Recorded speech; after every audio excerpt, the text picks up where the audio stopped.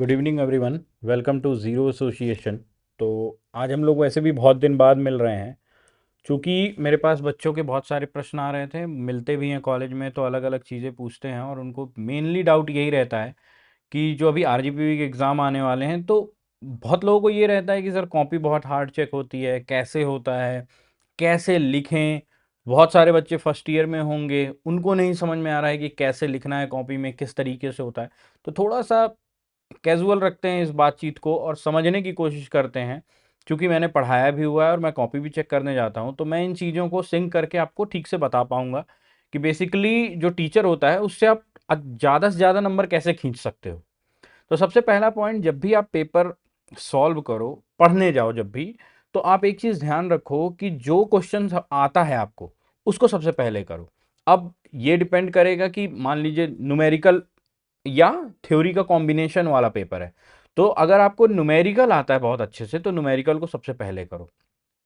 पहले 3 या 4 क्वेश्चन में कोशिश करो, झेलाओ नहीं कि कुछ भी लिख रहे हैं, कुछ भी कर रहे हैं। तो ठीक है, ये चीज ध्यान रखिएगा कि कभी भी न्यूमेरिकल आ रहा है तो न्यूमेरिकल पहले करिए, डेरिवेशन आ रहा है डेरिवेशन पहले करिए, फिगर वाले क्वेश्चन आ रहे हैं उनको पहले करिए। अब मान लीजिए कोई थ्योरेटिकल पेपर है आपका, बहुत सारे पेपर होते हैं तो थ्योरी होती है, तो सर उसमें क्या करें? उसमें एडवांटेज डिसएडवांटेज लिखने वाले क्वेश्चन आते हैं, डिफरेंस लिखने वाले क्वेश्चन आते हैं। इस टाइप के जो सॉलिड नंबर वाले आपको दिख रहे हो क्वेश्चन, उनको कोशिश करिए पहले करें। तो क्या होता है, माइंडसेट ये होता है, जैसे हम कॉपी पलटते हैं और चेक करना स्टार्ट करते हैं, अगर हमें ये समझ में आ गया पहली नज़र में कि इस बच्चे ने कॉपी अच्छी लिखी होगी, तो पहले 3 या 4 क्वेश्चन में ही हम जज कर लेते हैं। तो उसके बाद कॉपी में थोड़ा सा हाथ खुल जाता है नंबर देने के लिए। तो ये कोशिश करिए कि इस तरह के क्वेश्चन आप पहले अटेम्प्ट करें। दूसरा, बहुत सारे बच्चों को ये रहता है कि सर क्या पढ़ के जाएं? तो 5 यूनिट होती है आपकी सीधी सीधी, 3 यूनिट सॉलिड पढ़कर जाइए। 3 यूनिट सॉलिड पढ़कर जाना है आपको कि उसमें से कोई भी क्वेश्चन है आप कर लो।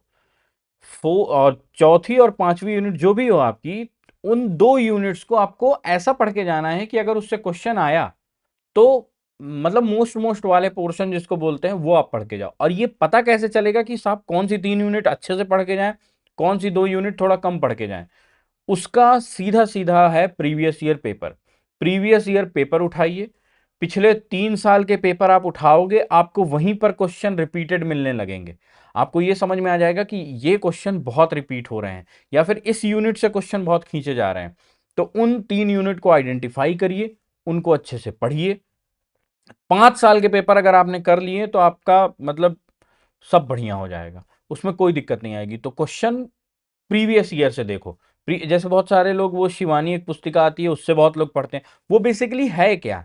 वो बेसिकली प्रीवियस ईयर पेपर्स का ही तो एक संकलन है, उसका सॉल्यूशन वहां पर दे दिया गया है। तो आपको यही करना है, 3 यूनिट वहां से आइडेंटिफाई करिए, उनको बहुत अच्छे से पढ़िए। 2 यूनिट कम से कम 50-50% तो पढ़ ही के जाओ। जो मोस्ट मोस्ट टॉपिक आपको समझ में आ रहे हैं वो पढ़ के जाओ। अगर नहीं पढ़ पा रहे हो तो प्रीवियस ईयर पेपर से उठा लो उनको और उनको सॉल्व कर लो। ठीक है? बहुत सारे लोग बोलते हैं पेपर टफ चेक होता है। अपने माइंड में ये मेकअप करके जाओ कि पेपर टफ ही चेक होगा, तभी आप अच्छा कर पाओगे। आप ये सोच के जाओगे कि पेपर हमको झिला के आना है, कुछ भी लिख के आना है, और अगर किसी का पेपर खराब जाता है, मैंने बहुत सारे ऐसे दोस्त स्टूडेंट्स हैं जिनको लगता है यार सर मेरा पेपर अच्छा नहीं गया, लगता है फेल हो जाऊंगा, लेकिन वो फेल नहीं होते हैं। तो कोशिश करिए पहले आप पेपर देखकर पीछे के पेपर खराब मत कर लेना कि साहब M3 का पहला पेपर था वो अच्छा नहीं गया तो बाकी के पेपर खराब हो गए। ऐसा कभी मत करना, क्योंकि कॉपी लिखा आपने किस तरीके से है और कॉपी चेक करने वाला किस हिसाब से चेक कर रहा है, बहुत डिपेंड करता है। दूसरा, क्वेश्चन के ए और बी सेक्शन होते हैं, बहुत सारे क्वेश्चन होते हैं। जैसे क्वेश्चन नंबर 1 है उसका A B, क्वेश्चन नंबर 2 है A B। तो उन क्वेश्चंस को कोशिश करिए आप, अब ये मत करना कि क्वेश्चन नंबर 3 है उसका ए आता है तो ए लिख दिया और बी वाले के लिए जगह छोड़ दी। उस क्वेश्चन को बाद में करो। जिसका दोनों पोर्शन आता है पहले उसको उसको करो। ठीक है? फिर आपको अगर कोई ऐसा क्वेश्चन है जिसका ए पोर्शन अच्छे से आता है या बी पोर्शन अच्छे से आता है, लेकिन दूसरा वाला जो पोर्शन है वो थोड़ा थोड़ा आता है, तो उसको कर दो। क्वेश्चन छोड़ के मत आना, पेपर पूरा सॉल्व करके आना है, ये अपने दिमाग में बना के रखो। 2 घंटे से पहले वैसे भी तुमको कोई नहीं जाने देगा, तो 2 घंटे करोगे क्या? सो जाओगे क्या? इससे अच्छा कुछ भी लिखो। पेपर कोशिश करो कि जितना तुम बेस्ट कर सकते हो करो। अब ये नहीं है कि मैथ के पेपर में थ्योरी लिख के आ रहे हैं तो बैक तो लगेगी। दूसरा, अगर बहुत सारे बच्चों के साथ ऐसा लगता है कि उनको पेपर जिस हिसाब से उन्होंने लिखा था उस हिसाब से नहीं गया, तो रीवैल्यूएशन का आता है फॉर्म, वो भरिए। अगर फिर भी नहीं निकलता है बैक तो चैलेंज करिए। चैलेंज बेसिकली ये होता है, आपके सामने आपकी कॉपी चेक होती है, आप खुद बताओ कि सर यहां पर नंबर बढ़ सकते हैं, यहां पर नंबर बढ़ सकते हैं, वो बढ़ाएंगे आपके नंबर।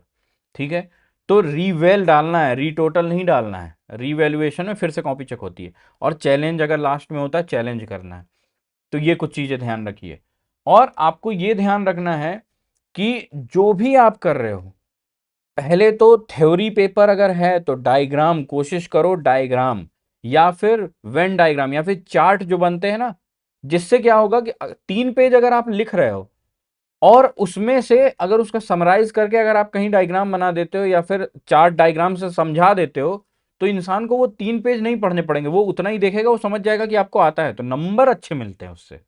तो इस तरीके से आपको पेपर सॉल्व करना है।